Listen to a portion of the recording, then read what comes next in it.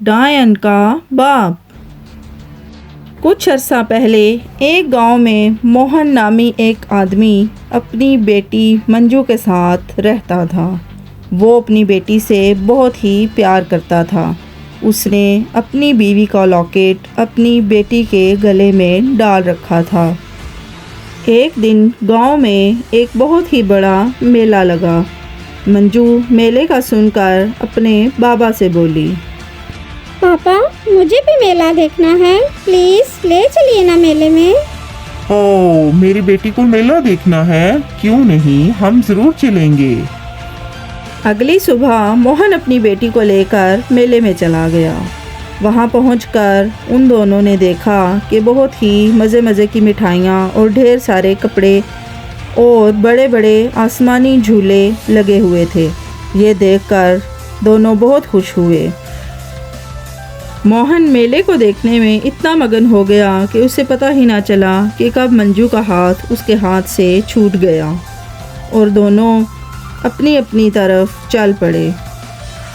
मंजू, मंजू, कहाँ हो तुम?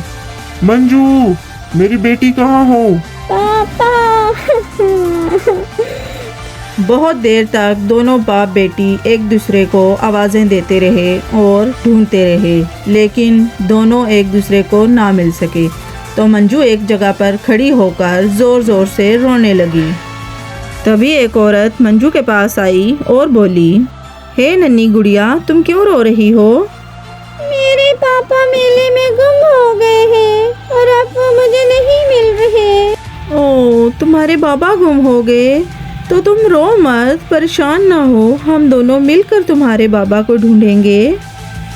ऐसे वो औरत मंजू को अपने साथ ले गई। असल में वो औरत कोई आम औरत नहीं बल्कि एक डायन थी। वो अपने काले जादू की ताकत से मंजू को भी चुड़ैल बनाने लगी। दिन गुजरते गए और मंजू में ज़्यादा से ज़्यादा डायन की ताकतें आने लगी। मंजू में अब चुड़ैल की पूरी शक्तियाँ आ चुकी थी।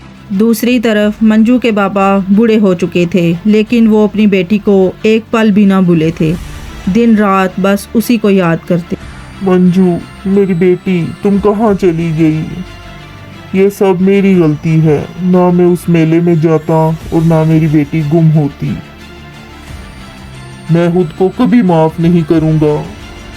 एक तरफ मोहन अपनी बेटी को बहुत याद कर रहा था और दूसरी तरफ मंजू एक बहुत ही ताकतवर और बुरी डायन बन चुकी थी। हा हा हा, मुझसे ज़्यादा ताकतवर इस पूरी दुनिया में कोई नहीं है। हा हा हा, कोई है जो मेरी काली ताकतों के आगे रुक सके? कोई नहीं है। मैं सबको मार डालूंगी। मंजू गांव के लोगों को बहुत ही परेशान करने लगी। वो अपनी ताकतों से गांव के लोगों को उठाकर दूर दूर पटक देती और गांव में अचानक ही तूफान ले आती। ऐसे गांव के सभी लोग बहुत डर चुके थे। डायन मंजू से बोली, वाह, तुमने जिस तरह गांव के लोगों में अपना डर पैदा किया है, मैं इससे बहुत खुश हूँ। हाँ, मैं भी देखती हूँ अब गांव के लोग कैसे खुश रहते हैं। मैं उनकी खुशियाँ छीन लूँगी। और फिर दोनों लोगों को परेशान करने मेले में पहुँच गई। जाते ही उन्होंने एक तूफान बर्पा कर दिया। सभी चीज़ों और दुकानों को तबाह बर्बाद कर दिया। लोग ये सब देखकर इधर उधर भागने लगे और डरने लगे। सभी लोग डर के मारे अपने अपने घरों में भाग चुके थे, लेकिन मोहन बिना किसी डर खौफ के वहीं पर खड़ा था। दोनों चुड़ैलें मोहन के पास आ गई। ओए बुढ़े, तुझे अपनी ज़िंदगी से प्यार नहीं है क्या? हाँ, कैसा प्यार? जब से मेरी बेटी गुम हुई है, मेरे जीने का कोई फायदा नहीं। चुड़ैल फौरन समझ गई कि मंजू इसी आदमी की बेटी है।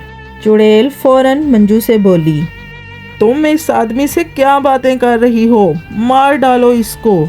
हमें इससे और इसकी बेटी से कोई लेना देना नहीं है। इतना सुनते ही मंजू ने फौरन मोहन पर हमला किया, लेकिन उसकी शक्तियाँ काम नहीं कर रही थी। बार बार हमला करने पर भी वो कुछ ना कर सकी। डायन को ये सब देखकर बहुत गुस्सा आ गया। उसने फौरन ही मोहन पर हमला कर दिया। तभी मंजू एकदम से अपने पापा के आगे आ गई और ज़ख्मी होकर ज़मीन पे गिर गई। मोहन ये देखकर हैरान हो गया। वो फौरन बैठा और मंजू को अपनी गोद में ले लिया। बेटी तुम कितनी जख्मी हो गई, तुम ठीक हो ना? मंजू अपने बाबा के हाथों को महसूस कर रही थी। तभी उसके बाबा की नज़र उसके लॉकेट पे पड़ी, जो बचपन में उन्होंने मंजू के गले में डाला था। लॉकेट को देखकर वो फौरन बोले, बेटी तुम्हें ये लॉकेट कहाँ से मिला? ये तो मैंने अपनी बेटी के गले में डाला था। लेकिन ये तो हमेशा से मेरे पास ही है। डायन खड़ी ये सब कुछ सुन रही थी। ओहो, कहीं मेरा राज ना खुल जाए। मुझे इन बाप बेटी का ड्रामा यहीं पर ख़त्म करना होगा। इतना सोचकर डायन फौरन मंजू से बोली, मंजू चलो यहाँ से, यहाँ खड़े होना तुम्हारे लिए ठीक नहीं, चलो। इतना कहते ही वो अपने जादू से मंजू को वहाँ से अपने घर ले आई और बहुत ही गुस्से से बोली, तुमने उस बूढ़े आदमी पे हमला क्यों नहीं किया? जवाब दो मुझे।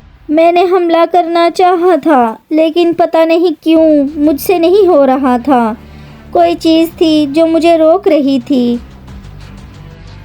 अब मैं जो कह रही हूँ वो कान खोल के सुन लो और अपने दिमाग में बिठा लो कि तुम मेरे साथ उस आदमी के घर चलोगी और उसे मिलकर हम मार डालेंगे, समझी तुम? नहीं, मैं उसे नहीं मार सकती। क्यों नहीं मार सकती? इतने ज़्यादा इंसानों को तो मार चुकी हो तुम, तुम्हें मारना होगा उसको भी। नहीं, मैं उस बूढ़े आदमी को नहीं मारूंगी। और फिर डायन मंजू को लेकर मोहन के घर पहुंच गई। डायन ने वहां पहुंचते ही मोहन पर अपनी जादुई ताकतों से हमला कर दिया। मंजू ने उसे रोककर अपनी जादुई ताकत से उस पर हमला किया। तुम्हें ये सब कुछ मैंने सिखाया और तुमने मुझ पर ही हमला कर दिया। मैं आपके साथ नहीं लड़ना चाहती, क्योंकि ये सब कुछ मुझे आपने ही सिखाया है। लेकिन मेरे गले में ये लॉकेट कैसे आया, इस बात का आपने मुझसे कोई जिक्र नहीं किया। और क्यों इस आदमी को मारने का कह रही हो? ये सब सुनकर मोहन बोला, ये लॉकेट मेरी बेटी के गले में था, जो बहुत अरसा पहले एक मेले में मुझसे बिछड़ गई थी और फिर मुझे कभी भी नहीं मिली। मंजू ने अपनी जादुई ताकत से मोहन की बेटी का सारा राज मालूम कर लिया। मंजू अब जान चुकी थी कि वो ही मोहन की असली बेटी है। ओह, तो अब पता चला कि मेरे गले में ये लॉकेट क्यों है, क्योंकि मैं आप ही की बेटी हूँ। ये सुनकर डायन को बहुत गुस्सा आ गया। उसने मंजू पर हमला करना शुरू कर दिया। मंजू ने भी आगे से जवाबी हमला शुरू कर दिया।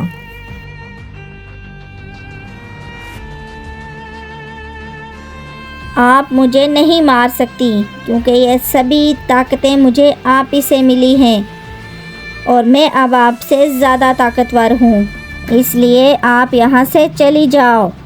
मंजू ने बार बार कहा, लेकिन डायन ने उसकी कोई बात नहीं सुनी। आखिरकार मंजू ने उस पर हमला किया और डायन वहीं पर ढेर हो गई। मोहन अपनी बेटी के मिल जाने पर बहुत खुश हुआ। मंजू भी अब अपने बाबा के साथ रहने लगी और अपनी जादुई ताकतों का इस्तेमाल वो लोगों की मदद करने के लिए करने लगी। आपको स्टोरी कैसी लगी कमेंट में बताओ। और लाइक और सब्सक्राइब करना नहीं भूलना।